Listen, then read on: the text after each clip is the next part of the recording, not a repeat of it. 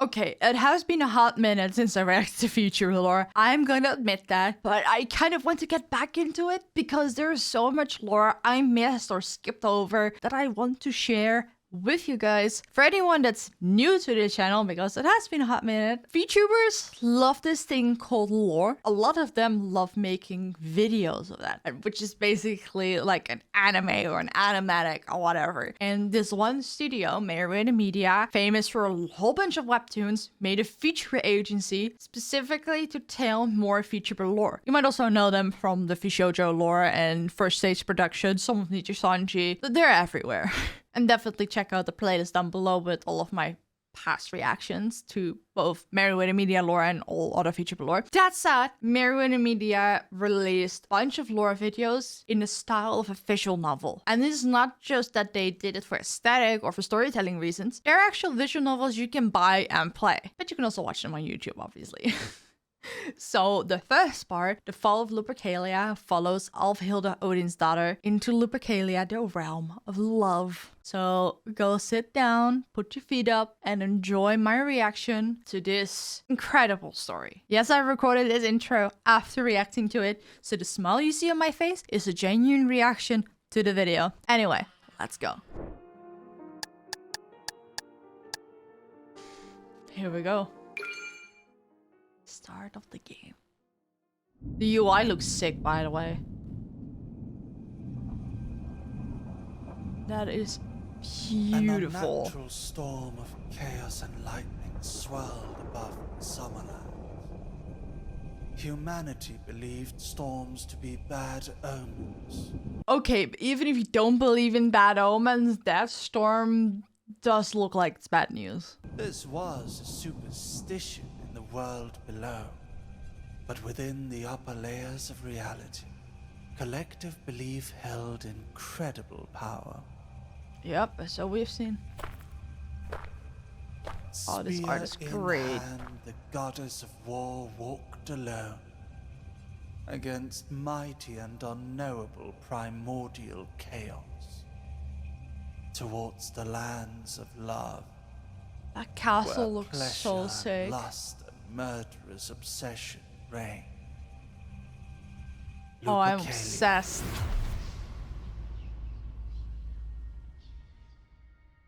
Oh my god. Are the leaking hearts? Alfhilde Odinsdottir looked around her. The domain was falling apart at its seams. Something wasn't right. Very clearly. This shouldn't be possible. Everything is falling apart, but the ether is still flowing. I have to be honest, I always pronounced that as ether, but I've now heard her say ether, and that somehow makes more sense. But also ether sounds insane, and I think everyone says it like that. But just before the goddess of war could begin to ponder the situation, two creatures appeared. Those designs are sick. Oh? They moved like Oh shit, they're exhausted corrupted. beasts in hunt as their marble bodies grinded against themselves, pulsating with veins of red ichor. I just appreciate the insane talent from Merryweather Media artists because just wow. The creatures here are much stronger than they should be. Yet still not Wait, if it's worthy the of realm being of guards. love, what are those creatures doing there? Oh, they're guards. Okay, that The makes sense. gargoyle took a swipe at the goddess of war, but the Valkyrie was faster. She dodged, its claws barely scraping by the folds of her garments. Yeah, that makes sense considering that her skirt is quite puffy. Don't you dare tear my dress. Looking good is very important. I'm sorry. This looks sick and insane and beautiful. And like, I don't have words. Useless creatures. Imagine getting flack from a goddess of war. I need to get to the heart of this place before it collapses in on itself. Just peep at this title of this video. We just know that this bitch is not gonna succeed. I'm sorry for calling you a bitch. The goddess of war It's a way ran of saying, through okay? the labyrinthian halls and corridors of Lupercalia smiting the corrupted beasts that stood in her way. Yet the more she ran, the clearer it was that the center of Lupercalia was still too far. There was no time. There must be another way.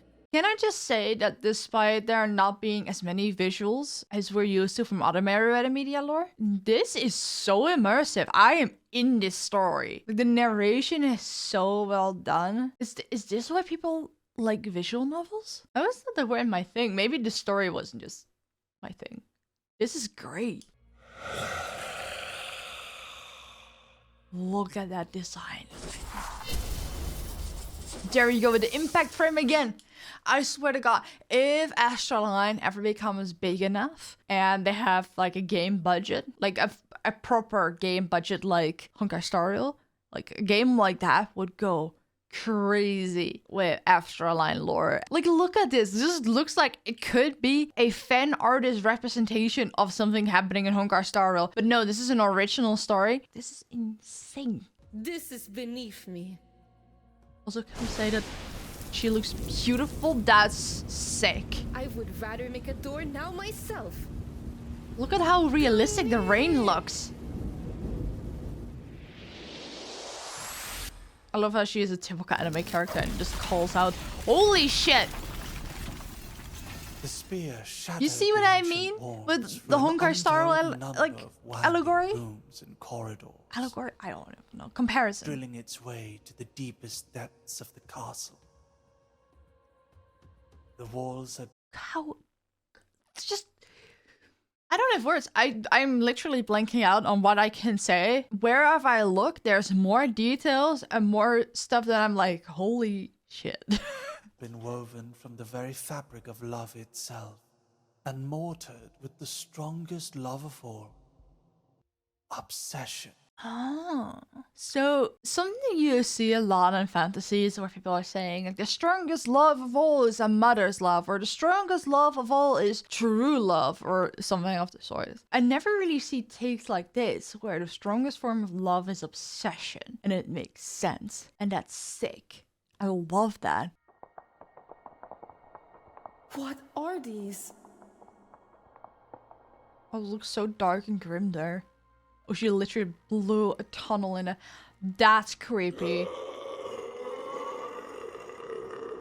Who voice acted that? Is it Mary?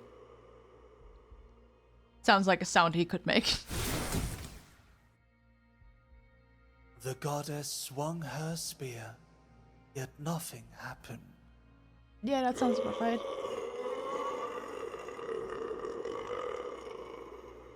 Bro, if this is obsession, then it's like a really, I don't want to say prefer that, that's not the correct word. But like a very deep version of obsession. Because the skeleton has like a whole bunch of arms that it's hugging itself in multiple places. Oh, that's like layers. Okay, I love this. This is sick. Impossible. Just improbable. Oh, what the hell? That's nightmare fuel. That's a cool sound though. Sometimes violence encourages Ayo, an obsession. Nick! Halt! Who are you? Just a passerby. Wait, so if they didn't know each other yet, does this mean that this is partially prequel lore? Wait, that's actually cool if you think about it. So how they met. Because in the debut lore, you could clearly tell they knew each other in some way, shape, or form, right? But Alfhilde and Nick hadn't met yet, so this is like the first time. That's crazy. No one passes by here. You stand within Lupercalia, the domain of all love. This place is dangerous for humans and gods both. Good thing that he is neither. Domain of love? No, not love. I guess it depends on your understanding of it, though. The Oh, mysterious he just intruder casually drops it walked like that. past the goddess of war, without sign of fear nor hesitation. He's so cocky, I love him. Are you coming? Have Oh. you lost your mind? They'll tear you apart. I don't believe they can. These It frames was are then so that the sick. intruder I walked love it. straight into the arms of the obsessives. And straight through them. Come on. I can tell you're in a rush. How did you do that? Good question. These creatures are called obsessives.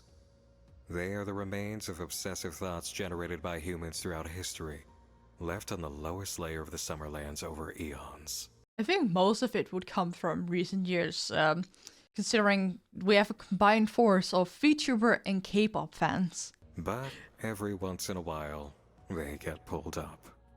Yep, that was about right. Walk through them with apathy, and they can't touch you. Also, look at the framing. It looks like the blue magic, I don't know what's happening over there, is coming out of his hands. Come on. The face.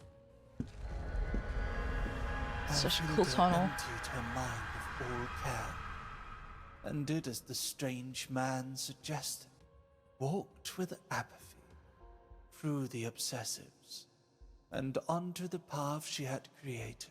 That makes so much sense, because the opposite of obsession is apathy. It's not hate or anything, it's apathy. And I guess that literally works as like a counter force. I love that narrative. How did you know all that? That's a good question. You don't hear it? Hear what? Yeah. That voice. Narrating things. They're breaking the fourth wall. They're just breaking the fourth wall. To me, the narration isn't just some retelling of these events. The narration is happening in real time. That's a really interesting layer to put on top You of really things. must be insane. They're not Me? mutually exclusive. Everyone here is insane. I'm insane. You're insane. What makes you think I'm insane? Well, you must be. Or you wouldn't have come here. He could have made so many jokes, but he just went for the obvious. And that goes for you too, voice from the beyond. What's wrong? Nothing to say? Cat got your tongue? He's so sassy. I love him. I guess so. Ah, well. You've got somewhere to be, do you not? Alfhilde Odinsdottir, goddess of war. I love this thing in anime where this mysterious stranger just shows up and knows a lot more than anyone should, because you're supposed to be the one that knows stuff about this realm or place or whatever, right? And then he casually drops your name and title as if it's nothing, just to let you know that they know a lot more than they let on, and they want you to know that. It's such a power move, and it's so subtle, and I love it. It's so good. However, that does always spell out that there is gonna be some dark twist with that character. Like, they're not quite what they seem to be. But, yeah, we'll just see. I do. I'll keep the creatures in the outer perimeter from disturbing you. So go. Find the heart of it all. The throne of Lupercalia. Hell You yeah. never told me your name. Nocturne. That's my latest, anyway. Ah, Just a demon. But you can call me your angel for the moment. oh, he's so flirty. I love it. I just love the fact that he admits that he has many aliases and he changes them regularly, because that just shows that that information doesn't hold any power over him. Like, the power moves over the power moves, and they're all so subtle, and I love it. Nick Nocturne. I thank you for your help. No need to thank me. If these lands collapse in on themselves, they'll fall like a storm caving in a roof. And it's a very big hall under that roof. Is he referencing the afterlife that she is the goddess of? That's cool. Then I'd better be going. For both our sakes. Yeah, because all Best realities of are stacked on luck. top of one another, and this is like on top of everything. That's, oh my god, I love this. There's there so they many are. details in this. My claws needed a good sharpening. these creatures are his, or at least he infected them, he corrupted them, or I don't know what's happening there. Oh, that's so sick. Oh, and of course they just drop a reveal like that in like 3 frames. Do I have words for how awesome this looks? Not really, but holy damn, this is insane. Wow, I'm obsessed. Nick's demon form it's always something when you see it, right? But this version just hits different. I'm just gonna be honest with you. The following is an accurate account of Lupercalia's fall, as revealed by the strands of ether that hold these lands I love together. that he sounds like a scholar. The goddess of war, as if this is something that Alfhilde happened in the Odinsdottir, far past. formerly a human spirit granted the privilege of godhood by Odin, the Allfather of Valhalla, ran through Lupercalia with all the speed she could muster. That sentence It was was a not mouthful. too long before the path she had created with Gungnir, the spear formerly owned by Odin, led her to the center of Lupercalia, the throne of all love. Oh my god, that looks sick. And the wolf design also makes sense because lupa or lupen or something is related to the Latin word for wolf. Oh, I love this. The throne of all love. Doesn't Set look very to loving. contain ether from all humans who had ever loved, since the dawn of the very species itself. That's a This lot, was, a lot of course, power. an exaggeration. No creation within the Summerlands could hold ether so tremendous as the love of all humankind. The throne and its occupant were bursting at their seams with the love of all mankind overflowing. So much ether, so much love. He sounds so Yet sarcastic. humanity no longer believed in her. And if she was no longer real, who would stop the flood? Oh, that goes back to something at the start of the video where they said that in these parts of reality, a massive belief, or like an en masse belief, holds a lot of power. Because if a lot of people believe a certain thing or think a certain thing, it can become reality, or it can give power to the thing they believe in. So if nobody believes in love, or specifically the embodiment of love, then obviously the person holding together the realm of love is not going to be able to hold back all of that ether, which is already established, is already almost impossible, right? Oh, I love this. There was no evidence a flood of ether could happen. The gods of the Summerlands fade and appear. It had always and would always continue to be this way. I'm also noticing that the red and green narration by Mary and Fred, respectively, they're contradicting one another. And it was already established that Mary's narrating was happening in real time, but it's unclear whether Fred's narrating is happening in real time or after the fact, because he was talking about this is an exact recollection of these events. So is he just adding author notes? Or is this a question of fiction and reality both sharing their point of view and neither of them is necessarily true and untrue? Fascinating. And yet. yet.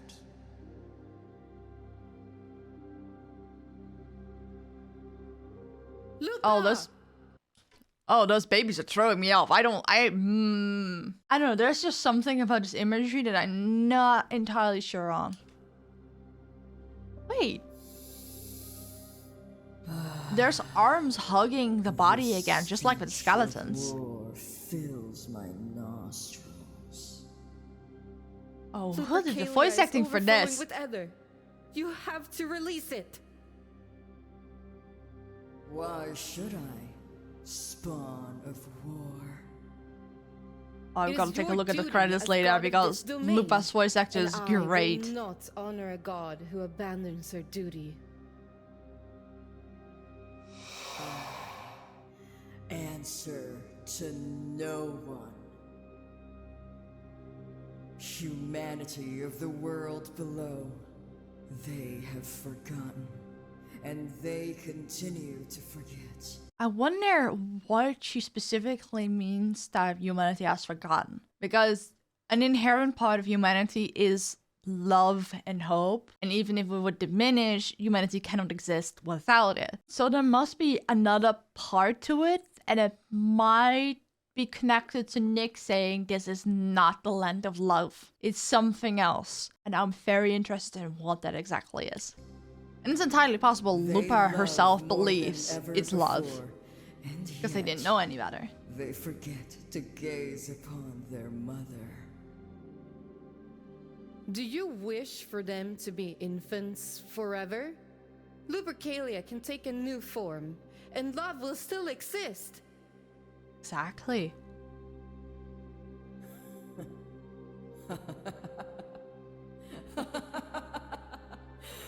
The goddess of war speaks to me of love's perseverance. That's a fair enough statement. Your war, which tore What's even love happening? apart across eons. Oh, that's her heart. And the heart is seen as the epicenter of love. If it devours all. Makes sense. If that is your choice, then so be it. Fight, fight, fight, fight. Oh, hell yeah. Holy shit. Okay, that's sick. And so the battle of love and war began. I was like, isn't that the title of one of the Thor movies? But it's Love and Thunder. Oh, wait. Wait. So the Thor movies are obviously somewhat related to Norse mythology because of obviously Thor. So you have Love and Thunder, and Thor is Odin's son. He has lightning powers, and Alfhilde is Odin's daughter and has lightning powers. I think those things are coming from a similar symbolism of Norse mythology, and they just happen to line up. That's cool. I'm having this realization in real time. That's sick. I love that. Tearing apart the very fabrics of the domain they stood within. Domain you're trying to protect, Lupa both was of you, weak. by the way. Lupercalia had stood unchanged for too long. It resisted change, and the ether became unstable. Interesting. Love had always That led wasn't to an exact war. contradiction, though. This was the case in even the Like, it oldest kept stories. happening. Lupa struck Alfhilde again and again with increasing ferocity. Ah, what strength the goddess of love carried within her. 1,000 years of love's fury. Unleashed Only 1,000? all at once. That's not that Yet, long as considering human history. shows, In reality. stories. See? One narration is from the fiction point of view and one from the reality point of view, and neither are exactly wrong or right. See, I'm not stupid. Reigns supreme over all. Fiction favoring love, but reality favoring war. Wow, I like that. That's good symbolism. Oh, that's a cool impact for... Holy... I'm sorry, what?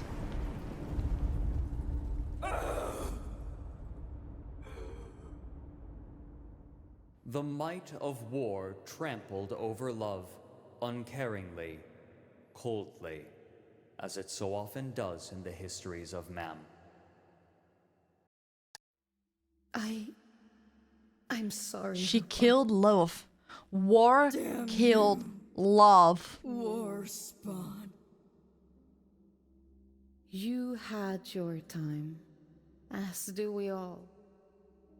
And the ether of all humanity's love will always find a guardian.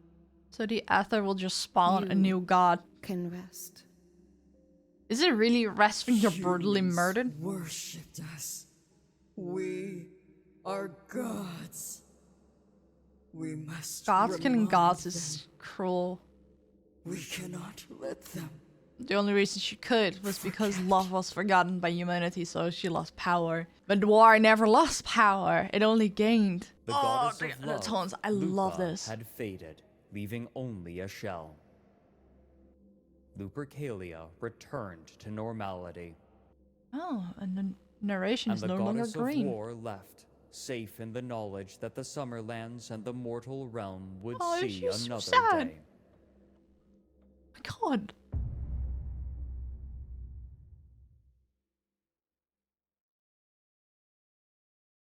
Oh, hello, Mary?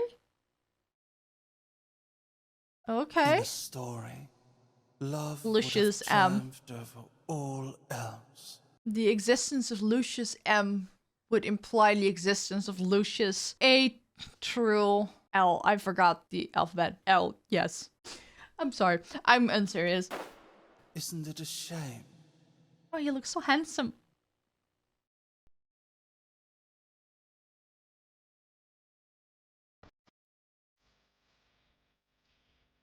Oh, this is great. Also, they collaborate on the script. That's so cool. Gorillas, Reinhardt. I don't know why I said Reina that way, but yeah, of course, Duke did the art.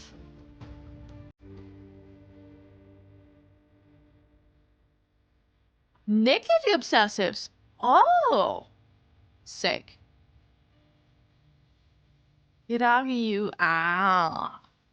Yeah, I recognize that name.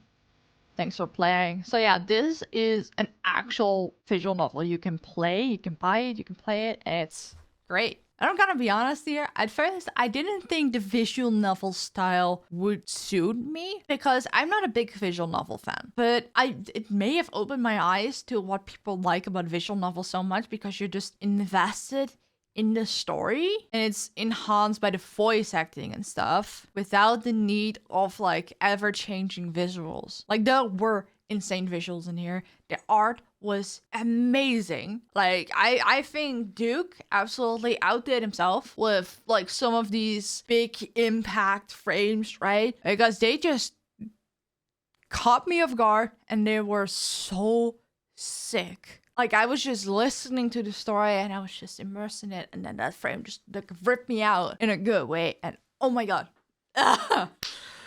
Oh, and man, I'm excited for the next part, Lumi, A Tale of Two Worlds. It's significantly longer, so it's like 35 minutes. Oh my god. If you're excited for the next part in this storyline, or you want to watch my videos reacting to their debut lore, which this was kind of like a prequel to that, there's a playlist in the description down below. Go check it out and subscribe to my channel if you want to see my future reactions to Astraline lore. There's a bunch more coming, okay? Anyway, thank you guys for watching and I'll see you guys in the next one.